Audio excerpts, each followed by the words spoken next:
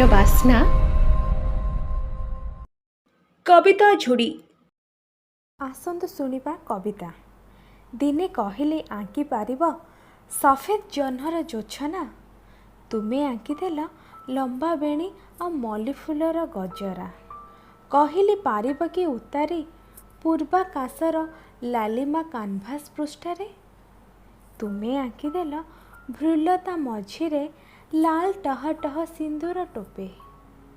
କହିଲି ଆଙ୍କି ଦିଅ ନା ସାଗରର ନୀଳିମା ତୁମ ଚିତ୍ରପଟରେ, ତୁମେ ଆଙ୍କିଦେଲ ନୀଳ ନୀଳ ଆଖି ହାଳେ ସେ କାନଭାସ୍ କାନ୍ଥରେ।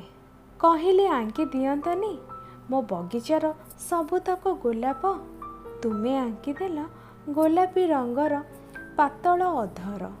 କହିଲି ପାରିବ କି ଉତାରି ପବନରେ ଝୁମି ଉଠୁଥିବା ସୋରିଷ ଫୁଲର କ୍ଷେତ, ତୁମେ ଆଙ୍କିଦେଲ କାନଭାସ୍ କାନ୍ଥରେ ହଳଦୀ ଗୋରୀର ଗୋରା ଦେହ।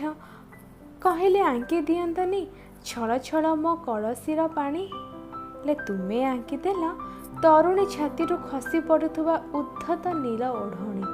କହିଲି ଆଙ୍କି ଦିଅ ନା ବର୍ଷା ପର ନୀଳ ସାଧବ ବୋହୂକୁ, ହେଲେ ତୁମେ ଆଙ୍କିଦେଲ ଅଳତା ବୋଳା ଗୋରୀର ପାଦ ଦୁଇକୁ। ମୁଁ ଏବେ ନୀରବ ଥିଲି, ଅଭିମାନେ ବସିଲି ଆମ ପଲଙ୍କ ଉପରେ, ତୁମେ ହସିଦେଲ କହିଲା ଆ ଦେଖିବୁ ପୂର୍ଣ୍ଣତାର ଛବିଟିଏ ମୋ କାନଭାସ୍ କାନ୍ଥରେ। ମୁହଁ ଫୁଲେଇ ବସିଛି କେମିତି ଗୋଟେ ବାସି ବିଛଣାରେ। ଓଡ଼ିଆ ମାଟିର ବାସ୍ନା ଏକ ନାମ ନୁହଁ, ଏକ ପ୍ରତିଶ୍ରୁତି ସାହିତ୍ୟର, ଯାହା ଚିରକାଳ ପାଇଁ ଶବ୍ଦକୁ ଜୀବନ୍ତ କରାଏ। ଆମ ପେଜକୁ ଲାଇକ୍, କମେଣ୍ଟ, ସେୟାର ଓ ସବସ୍କ୍ରାଇବ୍ କରନ୍ତୁ। ଧନ୍ୟବାଦ।